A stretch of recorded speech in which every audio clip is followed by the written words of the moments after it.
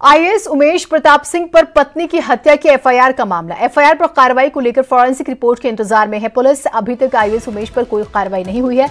मृतका के चचेरे भाई राजीव सिंह ने हत्या की एफआईआर दर्ज कराई थी। संदिग्ध हालत में हुई थी आईएएस की पत्नी की मौत।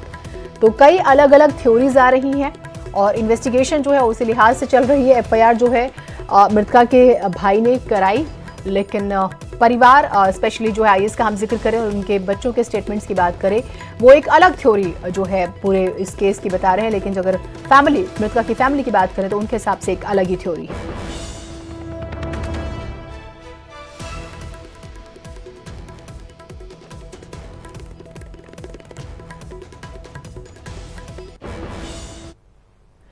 कल न्यूज 18 से बात करते हुए आईएएस उमेश प्रताप सिंह ने क्या कहा था, एक बार वो सुनिए पहले। देखिए, मेरी पत्नी जो है, मैं जितना उनको जानता हूँ, 2017 तक कोई प्रॉब्लम नहीं थी। उनको प्रॉब्लम हुई 17 के बाद से, जब साइकेट्रिक प्रॉब्लम शुरू हुई। तो उनको कोई बात कहनी होगी तो हमारे सगे साढ़ू हैं, उनकी बड़ी बहन है, उनका सगा मेरा भाई हर तीसरे दिन आता था, उनसे कहती। हमारे दोनों बच्चे एडल्ट हैं, 20 और 22 साल, उनसे कहती। ये तो कभी मेरे घर 22 साल आए गए नहीं, कहीं न्योता हकारी में भले मिल गए हूँ। ना इनसे कोई लेना देना, ना इन्होंने कभी राखी बंधवाने आई 22 साल। मेरे ससुर साहब ऑन बेड हैं 2 साल से, मैं उनकी सेवा करा रहा हूँ, उनको कभी नहीं देखने आए। मेरी पत्नी 2 बार सहारा में भर्ती रही 10-10 दिन पिछले 2 सालों में, उनको कभी नहीं देखने आए, ना राखी में देखने आए। तो आप समझ जाइए किससे उन्होंने पीड़ा कही होगी। पीड़ा कहती तो अपने इर्द गिर्द के लोगों से कहती।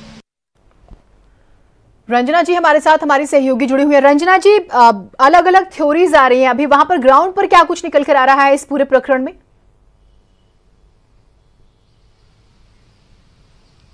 देखिए जीनत, जिस तरह से इस पूरे एपिसोड में, पूरे प्रकरण में जिस दिन ये मामला हुआ था 1 सितंबर को, उस दिन पुलिस ने कहा था कि आत्महत्या का मामला प्रथम दृष्टया लगता है पारिवारिक लोगों से बातचीत करने के आधार पे। उसके बाद फिर राजीव सिंह की एंट्री होती है और वो कहते हैं कि नहीं, ये हत्या का मामला है और पुलिस को एफआईआर लॉन्च करनी पड़ती है। पुलिस एफआईआर लॉन्च करती है और ये पूरे तौर पे वो जो प्रूफ देते हैं, वो जो अपनी बातें कहते हैं, उन्होंने इसके लिए कल एक प्रेस कॉन्फ्रेंस भी की और उसमें उन्होंने कहा। फिर आईएएस उमेश प्रताप सिंह से हमारे न्यूज 18 चैनल पे उन्होंने कहा, जो कहानी कही वो एक अलग मामला है। और आज 3 बजे जीनत वो फिर एक प्रेस कॉन्फ्रेंस करने वाले हैं आईएएस उमेश प्रताप सिंह इसी मामले पे। वो अपना पक्ष रखना चाहते हैं, सभी मीडिया के लोगों को उन्होंने बुलाया है। तो एक तरह से देखा जाए तो लगातार इस मामले में कहीं ना कहीं ट्विस्ट होता दिखाई दे रहा है। ये मामला कई स्टोरी आ रही है, कई थ्योरी आ रही है, लेकिन पुलिस की अगर हम बात करें तो पुलिस का कहना है कि विवेचना चल रही है और फॉरेंसिक रिपोर्ट का हम इंतजार कर रहे हैं, क्योंकि जो गन पाउडर है, जो वो सब पुलिस अपने पास जो है फॉरेंसिक रिपोर्ट को तैयार कराने के लिए ले चुकी है और वो सारा प्रकरण जो है विवेचनाधीन है और चल रहा है। तो इसलिए पुलिस अपनी थ्योरी दे रही है कि फॉरेंसिक रिपोर्ट आ जाएगा, उसके बाद कार्रवाई करेंगे। लेकिन दूसरी तरफ राजीव सिंह का कहना है कि अब छोटे लोगों को तो पुलिस गिरफ्तार कर लेती है, लेकिन हत्या का एफआईआर दर्ज होने के बाद भी उमेश प्रताप सिंह पे पुलिस अभी तक उनके खिलाफ कोई भी कार्रवाई नहीं की है। तो ये अगर हम मामला पूरा देखें जीनत, तो पुलिस के अपने तर्क हैं। उनके जो रिश्तेदार हुए, जो खुद को पत्नी के उनके चचेरे भाई राजीव सिंह बता रहे हैं, उनकी अलग थ्योरी है। और वो जो उमेश प्रताप सिंह है आईएएस हैं, क्योंकि वो एक महत्वपूर्ण जिम्मेदारी के पद पर बैठे हैं, इसलिए उनकी तरफ सबकी निगाहें जा रही है कि आखिरकार इन पे कार्रवाई क्यों नहीं हो रही है। लेकिन पुलिस का तर्क है कि फॉरेंसिक रिपोर्ट का हम इंतजार कर रहे हैं, फॉरेंसिक रिपोर्ट आ जाएगी, उसके बाद जो कुछ भी आता है उसके हिसाब से कार्रवाई की जाएगी। लेकिन दूसरी तरफ राजीव सिंह कह रहे हैं कि इस मामले में वो प्रभावित कर सकते हैं, पद पे अगर बने रहेंगे तो इसलिए उनका निलंबन जरूरी है।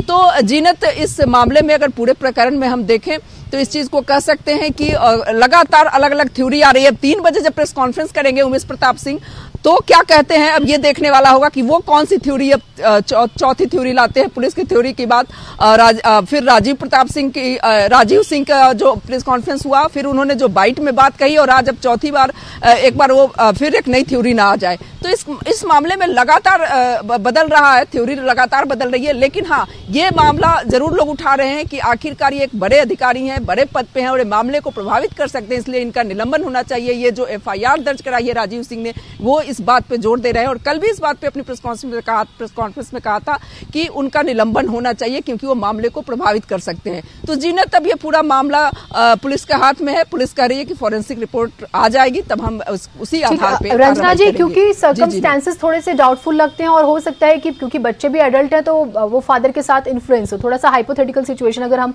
देखें भी तो फिर जो हम स्टेटमेंट सुन रहे हैं आईएएस ऑफिसर का, उनके मुताबिक जो है कि ये ऐसे जो परिवार की तरफ से एलिगेशन लगा रहे हैं मृतका के परिवार की तरफ से, वो कभी ताल्लुकात में रहे ही नहीं।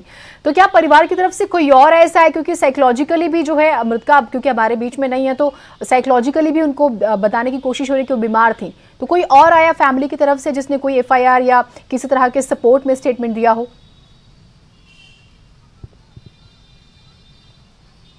देखिए, बेटी उपासना सिंह जरूर कल अपना स्टेटमेंट राजीव सिंह को लेकर के दी थी कि वो कभी मां से राखी बंधवाने नहीं आए और वो अब आकर निकल कर सामने आ रहे हैं, जो बात उनके पिता ने कही है। इसीलिए मैंने कहा कि आज प्रेस कॉन्फ्रेंस है और उन्होंने जो प्रेस कॉन्फ्रेंस 3 बजे अपने आवास पे उमेश प्रताप सिंह ने बुलाई है, उसमें उनके मतलब बेटे बेटी भी रहेंगे और वो खुद भी रहेंगे। तो इस तरह से देखना होगा कि अब जो है जो बात सामने आएगी, अब कौन सा तर्क सामने आता है, क्योंकि ये मामला जो है पुलिस की अगर बात करें तो वो फॉरेंसिक रिपोर्ट की इंतजार कर रही है। राजीव सिंह की बात करें तो उन्होंने एफआईआर हत्या का एफआईआर लॉन्च करवाया और उसके बाद वो निलंबन की मांग कर रहे हैं कि ये घटना को प्रभावित कर सकते हैं। एक महत्वपूर्ण पद पे हैं और एक जिम्मेदार पद पे बैठे हैं, इसलिए इस मामले में वो उनके निलंबन की मांग कर रहे हैं। और अब परिवार की जब बात आती है, बेटी पहले बयान दे चुकी है, ये भी बयान दे चुके हैं, लेकिन आज जब ये 3 बजे प्रेस कॉन्फ्रेंस करेंगे उसमें तमाम सवालात होंगे जीनत, और उसमें जो है ये लोग अब क्या कहते हैं, कौन सी थ्योरी देते हैं, क्योंकि कहानी ये में जो है अगर हम करें हत्या की अभी कहानी ही कह सकते हैं इसको कि लगातार इसमें ट्विस्ट आ रहा है।